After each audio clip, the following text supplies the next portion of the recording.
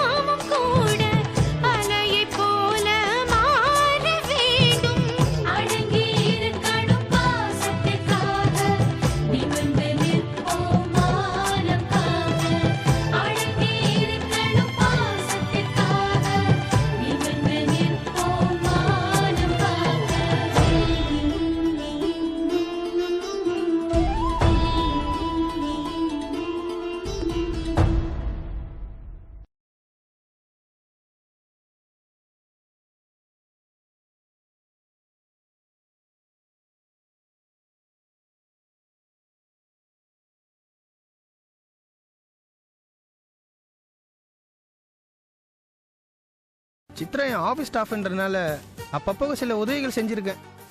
அந்த நன்றி கடனுக்காக தான் சித்ரா உங்களுக்கு சிபாஸ் பண்ணியிருக்கணும். எந்த மாதிரி உதவியெல்லாம் சித்ராவுக்கு பண்ணியிருக்க? அதுவா, சித்ராவோட அம்மாவுக்கு ஒரு தடவை உடம்பு சரியில்லை. ஆனால் பெரிய அளவுக்கு ஆப்ரேஷனுக்கு பணம் தேவைப்படுது போல இருக்கு. ஆனால் சித்ராவும் என்கிட்ட கேட்கல. நானே டாக்டர் மூலியமா தெரிஞ்சுக்கிட்டு சில உதவிகள் செஞ்சேன். ஓ அப்படியா? அது மட்டும் இல்லை, சித்ராவோட தம்பி படிப்பு செலவுக்கு இல்லாமல் ஒரு செல்ஃபோன் கடையில் ஒர்க் பண்ணிட்டு இருந்தான். அவன் நிலைமையை புரிஞ்சுக்கிட்டு காலேஜில் படிக்க வச்சேன். சித்ரா இதனால தான் எனக்கு நன்றி கடனா உதவி செஞ்சிருப்பா. அது சரி. இதை தவிர உங்களுக்குள்ள வேற ஏதாவது அப்படி இப்படின்னு? சேச்சா, அதெல்லாம் எதுவும் கிடையாது. நீயும் சித்ராவும் பல இடங்களை சுத்திருக்கீங்களாமே, உங்களுக்குள்ள ஏதோ கசமுசா இருக்கிறதா கேள்விப்பட்டேன்.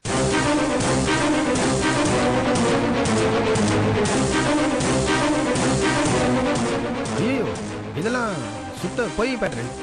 இந்த மாதிரி விஷயத்துல யாரு உங்ககிட்ட சொன்னது? உங்க கார் டிரைவர் கார்த்தி தான். அவன் தான் என்கிட்ட சொன்னான்.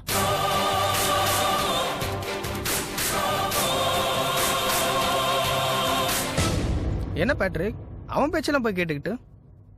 அவன் ஒரு அயோக்கிய கெட்ட எண்ணக்காரன். அவன் சித்ரா விரும்பினான், ஆனா சித்ரா அவனை விரும்பல. அதனால அவன் கோவப்பட்டு அவன் பேரை கெடுக்கிறதுக்காக தான் உங்ககிட்ட அது மாதிரி சொல்லியிருக்கான். அவன் உருப்படியே உருப்பிட மாட்டான். ஓ, எனக்கு இப்ப விஷயம் புரிஞ்சு போச்சு. நல்லவேளை புரிஞ்சுக்கிட்டேன் பேட்ரிக். அவளுக்கு கல்யாணம் பண்றதுக்கு நான் தான் மாப்பிள்ளையே பார்த்துட்டு இருக்கேன். அந்த சிரமமே உனக்கு வேண்டாம். சித்ராவுக்கு மாப்பிள்ளை கிடைச்சாச்சு. அப்படியா? ம், சித்ரா என்ன லவ் பண்றா, நான் அவளை லவ் பண்றேன். 2 பேரும் கல்யாணம் பண்ணிக்கிறதா முடிவே பண்ணிட்டோம். புரியுதா? சித்ரா ரொம்ப அதிர்ஷ்டசாலி. உங்களை மாதிரி மாப்பிள்ளை கிடைச்சதுக்கு அவ ரொம்ப புண்ணியம் பண்ணியிருக்கணும். அப்புறம் உங்க கல்யாண செலவை ஃபுல்லா நானே எடுத்துக்கிறேன். தேதி குறிச்சு தான் சொல்லுங்க. கல்யாண மண்டபம் ஏவிஎம் ராஜேஸ்வரி, ஓகேவா? ஓகே ஓகே, சித்ராவே கிடைக்கும் போது மண்டபமா முக்கியம். தேதி குறிச்ச உடனே நான் உனக்கு ஃபோன் பண்றேன். வரட்டுமா? சரிங்க பேட்ரிக், உங்களுக்கு என்னோட அட்வான்ஸ் வாழ்த்துக்கள். தேங்க்ஸ்.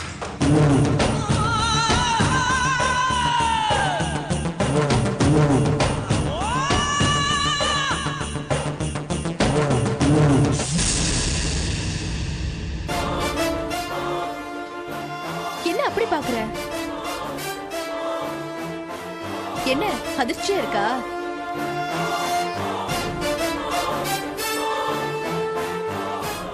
ஏற்கனவே என் வீட்டுக்கு வந்து நீ பேசின டயலாக் தான். என்னடி திமிரா பேசுற? உன் புருஷன் கொடுக்கற அடியும் திட்டும் இன்னும் உனக்கு பத்தலையா? அந்த காலம் எப்பவோ மலையேறி போச்சு. என் புருஷன் திருந்திட்டாரு. என் மேல ரொம்ப பாசமா இருக்காரு, ரொம்ப அன்பா நடந்துக்கிறாரு. காலையில எழுந்திரிச்சதும் காஃபி போட்டு தராரு, சுடுதண்ணி போட்டு என்ன குளிக்க வச்சு தலை சீவி விடுறாரு, பொட்டு வச்சு விடுறாரு, பூ வச்சு விடுறாரு. என்ன சமையல் கட்டு பக்கமே போக விடுறதில்ல. எல்லா வேலையும் அவரே தான் செய்யறாரு. என்னடி கதை விடுற? உன் புருஷனா இவ்வளவும் செய்யறான்? ஆமா, நான் சொல்றது கதை இல்ல, நிஜம். டிஃபன் முதற்கொண்டு சாம்பாரு, காரக்குழம்பு, ரசம், பொரியல், கூட்டுன்னு எல்லாத்தையும் அவரே தான் செய்யறாரு. இன்னைக்கு காலையில இட்லி சுட்டு தேங்காய் சட்னி அரைச்சி சிக்கன் குருமா செஞ்சாரு. அப்பா பாப்பா, என்ன டேஸ்ட் தெரியுமா?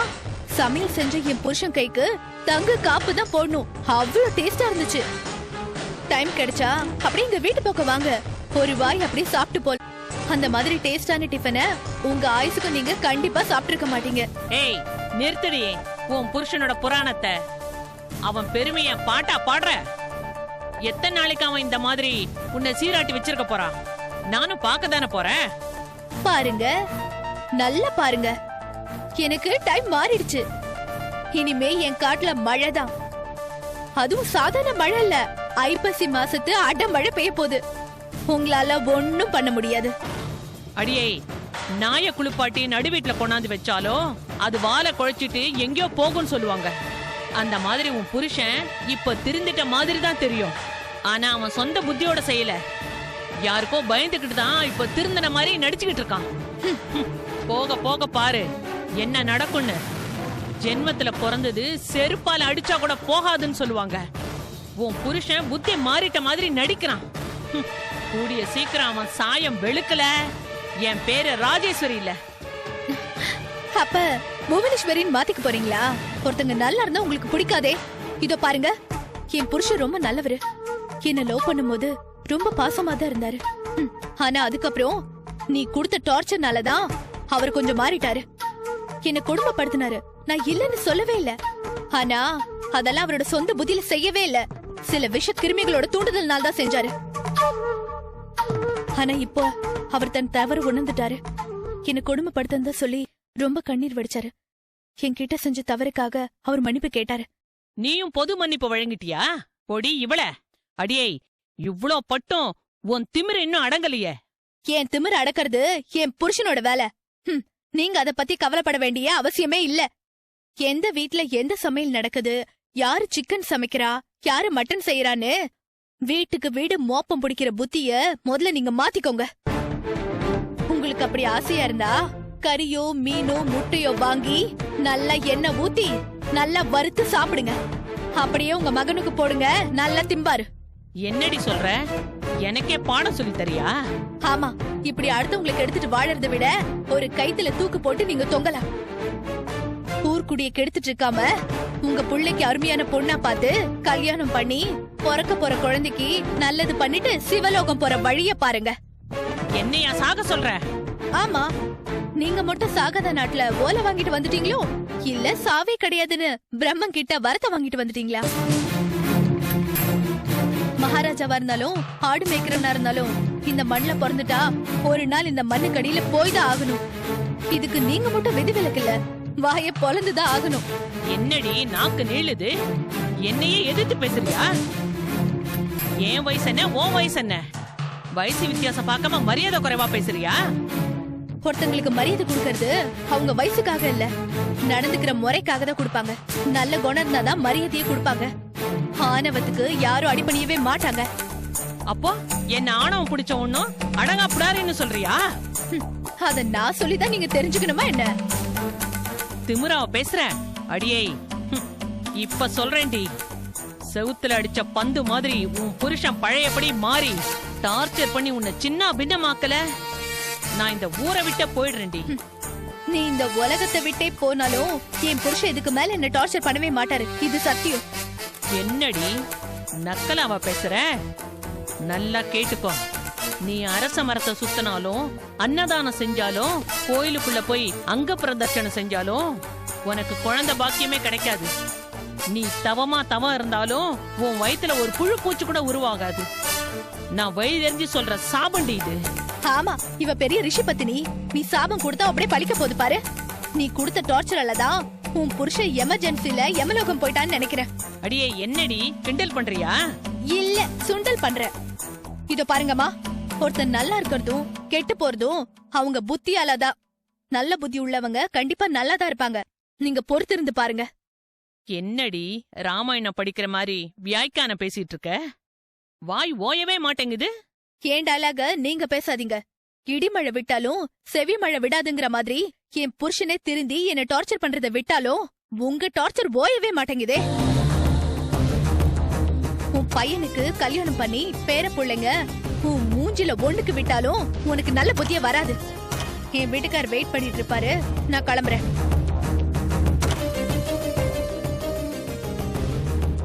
என்ன இவ இப்படி பேசிட்டு போறா? வாய கொடுத்து புண்ணாக்கிட்ட கதையா இருக்கு. எவ்வளவு செலவானாலும் சரி, இவளை சும்மா விடக்கூடாது.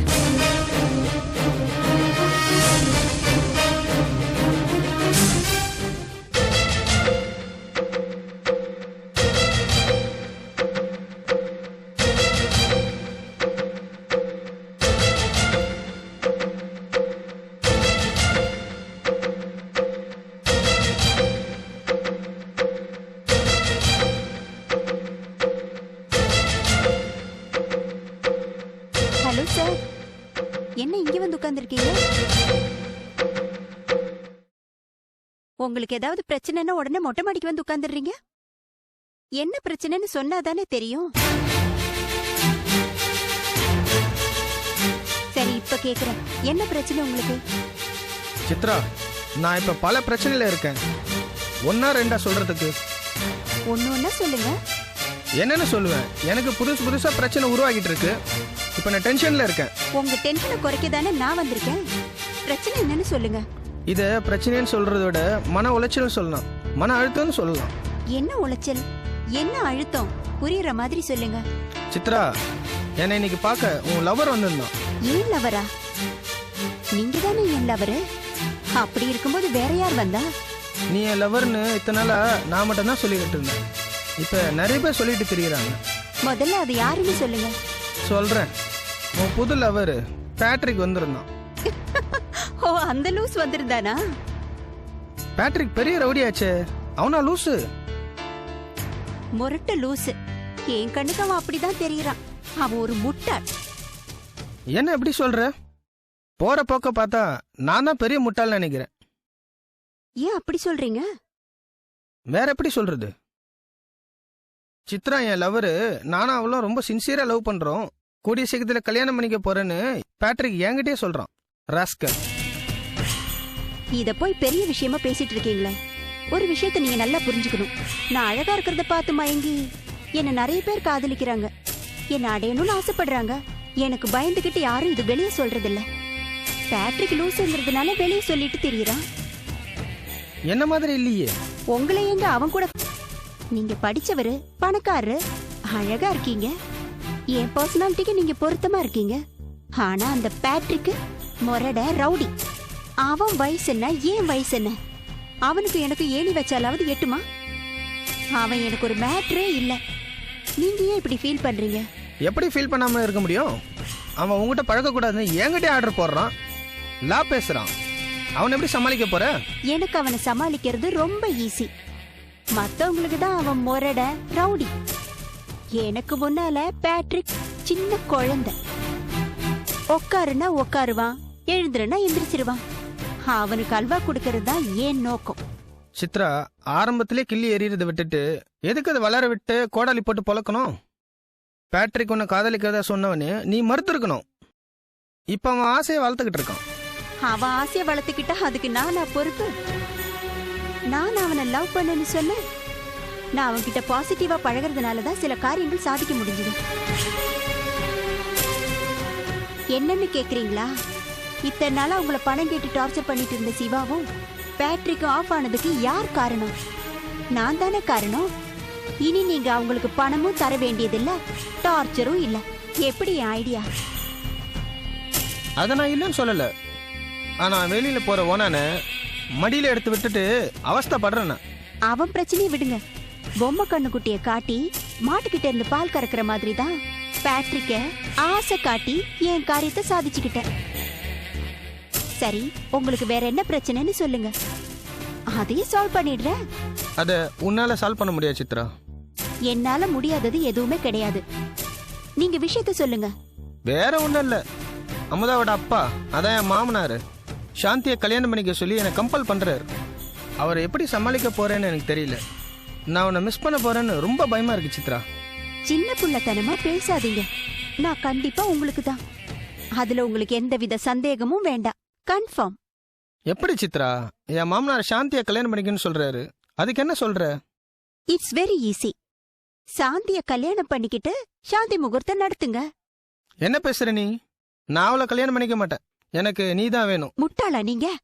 சாந்திய கல்யாணம் பண்ணிக்கிட்டா உங்களுக்கு கோடிக்கணக்கான சொத்து கிடைக்கும்ல. சொத்து கிடைக்கும், ஆனா நீ கிடைக்க மாட்டியே. ஒரு விஷயத்த நீங்க நல்லா புரிஞ்சுக்கணும். அந்த சொத்து உங்களுக்கு கிடைச்சாதான் இந்த சித்ரா உங்களுக்கு கிடைப்பா. என்ன சொல்ற சித்ரா? நீ பேசுறது ரொம்ப குழப்பமா இருக்கு. ஒரு குழப்பமும் வேண்டாம். ஆஸ்திக்காக அந்த சாந்திய கல்யாணம் பண்ணிக்கங்க. உங்க ஆசை நாயகிய என்ன வச்சுக்கோங்க. உன்னை சின்ன வீடா வச்சுக்கணுமா? அது உனக்கு சம்மதமா? சின்ன வீடோ பெரிய வீடோ அத பத்தி எனக்கு கவலை இல்லை. எனக்கு தேவை பணம். அந்த சாந்தியோட சொத்து உங்களுக்கு வந்துடும். அதை நீங்க ஏன் பேருக்கு மாத்தணும். அப்பதான் இந்த சித்ரா உங்களுக்கு கிடைப்பா. புரியுதா? ஐயோ சித்ரா, என் மாமனாரு எப்படி என் மேல சொத்து எழுதி கொடுப்பாரு? சாந்தி பேர்ல தான் எழுதி கொடுப்பாரு. உங்க பேருக்கு எழுதி தர சொல்லி கேளுங்க. இல்லனா சாந்திய கல்யாணம் பண்ணிக்க மாட்டேன்னு உறுதியா சொல்லுங்க. இப்படி நான் பேசினா அவர் மனசுல என்னை பத்தி என்ன நினைப்பாரு? அத பத்தி எனக்கு கவலை இல்லை. ஒரு கோடீஸ்வரன் தான் எனக்கு புருஷனா வரணும். சொத்துங்க கைக்கு வந்தா நீங்க ஹீரோ, இல்லனா ஜீரோ. நான் வரேன்.